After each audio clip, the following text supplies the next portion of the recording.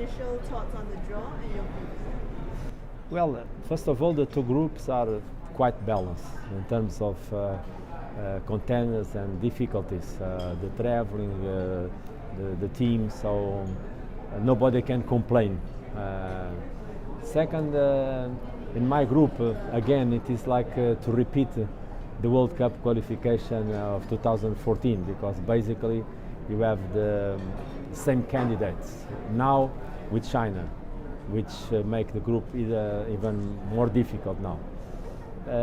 But at the end of the day, the same story. In our group, Qatar and Korea first, the top favorites in Group A. Same story in Group B, Australia and Japan, the top favorites. Then you have Iran, China, Uzbekistan. They will fight for one position. But at the end of the day, I will say Australia, Japan, Korea, they have like a credit card guarantee for the World Cup. Then you have one spot for 5, 6, 7 teams. They will fight for one position. So it will be very difficult, not only because the teams are very competitive in this moment, but also because the traveling arrangements in Asia are very tough and very difficult. You can lose the qualification not on the pitch, but outside the pitch. You spoke about the competitiveness. Who do you expect to be your toughest opponents? And are there any particular players that you're watching out for? Well, for us, we respect all of them.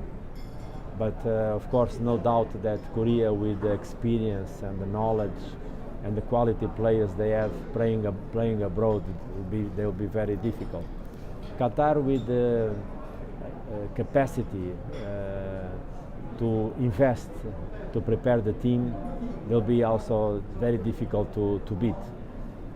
China, they put huge resources to prepare the national team to qualify to Russia. So I would say every single game have difficulties. It will be necessary different approaches, but no doubt that the 3 games, Uzbekistan, Korea and Qatar, they'll be very, very difficult for us. Against China, great game, very difficult, but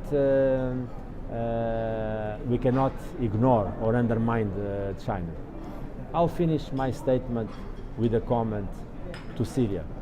I didn't mention Syria, but I did it with a particular intention. I want to congratulate the players and the coaches, the national team of Syria. All the world know the tremendous difficulties and problems that Syria is crossing. So I want to welcome Syria to be in this group, in the World Cup final qualification, and wish them the best of luck. And with this participation in the World Cup, a message that Syria can go for a future reconciliation. I'm sure the team Syria appreciates your thoughts, Coach. You have qualified for the World Cup 3 times with 3 different countries. How do you teach the players to deal with the pressure of qualifying? Well,